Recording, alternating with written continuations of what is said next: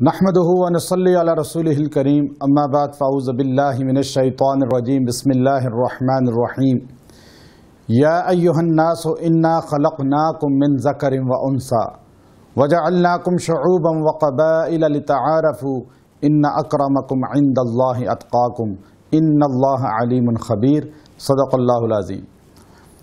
شوال کے ماہ مبارک کے اندر سیدہ کائنات سیدہ عائشہ صدیقہ رضی اللہ تعالی عنہ کا نکاح سرکار دو عالم صلی اللہ علیہ وسلم کے ساتھ ہوا۔ اس مناسبت سے آج نکاح کی افادیت کے بارے میں آپ کے سامنے گفتگو کرنی ہے۔ نکاح رسول اللہ صلی اللہ علیہ وسلم کا سنت عمل ہے۔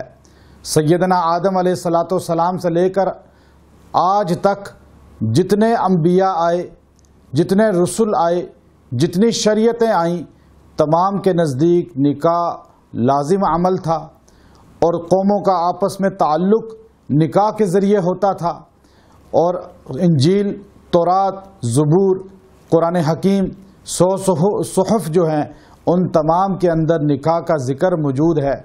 ہر قوم اپنے طریقے سے نکاح کا عمل کرتے ہیں، لیکن دو انسانوں کا، مرد اور عورت کا آپس میں ملاپ کا ذریعہ نکاح قرار دیا گیا۔ حضور اقدس صلی اللہ علیہ وسلم نے فرمایا النکاح من سنتی، نکاح میری سنت ہے۔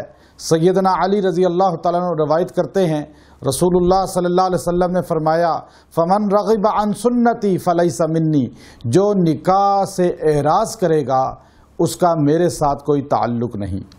سیدنا عمر رضی اللہ تعالیٰ عنہ روایت کرتے ہیں کہ رسول اللہ صلی اللہ علیہ وسلم نے فرمایا کل الدنیا متاع، اور تمام دنیا متاع ہے، تمام دنیا ایک جمع پونجی ہے، لیکن فرمایا خیر متاع الدنیا المرأة الصالحہ، بہترین دنیا میں جو چیز ہے وہ نیک عورت ہے، پارسا عورت ہے۔ ابن عمر فرماتے ہیں کہ ایک نیک عورت 70 اولیاء کے برابر حیثیت رکھتی ہے۔ نیک عورت کسی انسان کو مل جانا تو نکاح کی شکل میں جب انسان کو متقی پرہیزگار عورت مل جاتی ہے تو یہ اللہ کا انعام ہوتا ہے۔ نکاح کی کچھ شرائط ہیں۔ بعض اوقات نکاح فرض ہو جاتا ہے، بعض اوقات واجب ہوتا ہے، بعض اوقات سنت مؤکدہ ہوتا ہے، بعض اوقات مکروہ ہوتا ہے، اور بعض اوقات نکاح کرنا حرام ہوتا ہے۔ اب فرض کب ہے نکاح؟ جب انسان کے پاس نان نفقہ بھی ہو، اخراجات بھی ہوں، اور انسان کے پاس اپنا گھر اور کھانے پینے کے ذرائع موجود ہوں، اور اس کے پاس اس کے بعد اس پر شہوت کا غلبہ ہو اور وہ شہوت کو کنٹرول نہ کر سکے، فسق و فجور کے اندر، حرام کے اندر مبتلا ہو جاتا ہو، تو ایسے آدمی پر نکاح کرنا فرض ہے کہ وہ نکاح کرے۔ اور پھر واجب اس پر ہے جس کے پاس اخراجات تو ہوں، اس کے پاس اپنا سب کچھ ہو، مالی لحاظ سے مضبوط ہو، لیکن شہوت اس کی بیرا روی کی طرف اس کو گامزن نہ کرے، کنٹرول ہو اس پر، تو اس پر نکاح کرنا واجب ہے۔ وہ نکاح کر لے، افضل ہے، لیکن فرض نہیں، واجب کی حیثیت رکھتا ہے۔ اور ایک آدمی کے پاس اخراجات بھی ہوں، اپنے پاس بہترین مال بھی ہو، اور اس کے ساتھ جو ہے وہ آدمی یہ سمجھ کے نکاح کرے کہ میں حضور کی سنت کو زندہ کروں گا، نسل کو چلاؤں گا، دین میں اضافہ ہوگا دینداروں میں، اور دین کو پھیلانے والے دنیا میں مزید آئیں گے، تو اس نیت کے ساتھ اگر وہ نکاح کرتا ہے تو یہ نکاح سنت مؤکدہ ہے۔ مکروہ کب ہے نکاح؟ جب انسان کے پاس سب کچھ ہو مالی لحاظ سے، لیکن غصے کا تیز ہو اور جھگڑالو ہو، اور بیوی کے ساتھ حد درجے لڑنا اور اس کے حقوق کو ادا نہ کر سکنا، اس پر غلبہ ہو، تو ایسی حالت میں نکاح کرنا مکروہ ہے۔ ایک آدمی پر حرام ہے۔ کس آدمی پر؟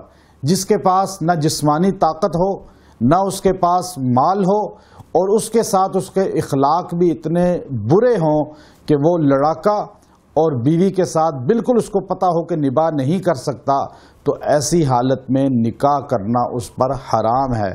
اب یہ دیکھیے، نکاح سنت عمل ہے، حضور علیہ السلام نے اس کو سنت قرار دیا، لیکن ایک بدقسمتی کا عالم ہے کہ مسلمانوں کے علاوہ دنیا میں جتنے مذاہب ہیں، چاہے وہ کرسچن ہیں، چاہے وہ یہودی ہیں، چاہے وہ ہندو ہیں، دنیا کے تمام مذاہب والے اپنا نکاح اپنی عبادت خانے میں کرتے ہیں۔ ان کا نکاح ان کے پنڈت، ان کے پادری کے بغیر نہیں ہوتا، اور ان کو باقاعدہ طور پہ اپنے عبادت خانے میں جانا پڑتا ہے۔ لیکن اسلام اتنا عظیم مذہب ہے، اللہ رب العزت نے اس کو تکمیل نبی صلی اللہ علیہ وسلم پر کی، اور مسجد کو اللہ کے رسول صلی اللہ علیہ وسلم نے دنیا کے اندر خیر البقاء المسجد کہا، بہترین جگہ کہا۔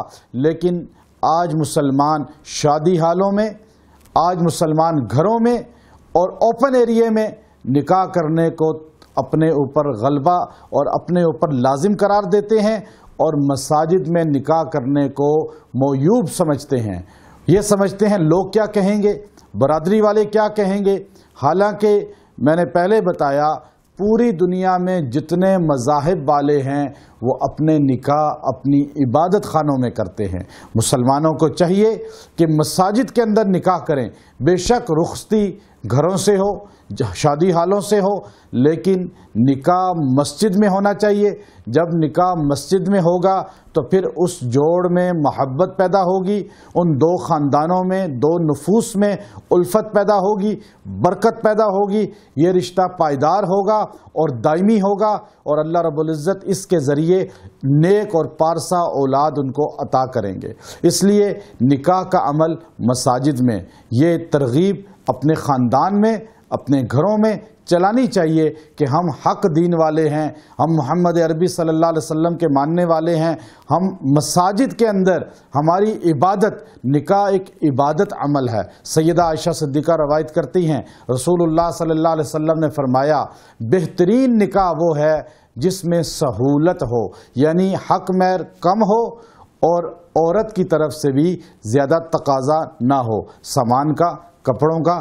اب جس نکاح میں سہولت ہوگی اللہ کے نزدیک وہ برکت والا ہوگا۔ وآخر دعوانا ان الحمدللہ رب العالمین۔ ویڈیو کے نیچے سبسکرائب کے بٹن پہ کلک کریں، بیل کے آئیکن پہ کلک کیجئے تاکہ ہر نئی ویڈیو کی نوٹیفیکیشن آپ کو مل جائے۔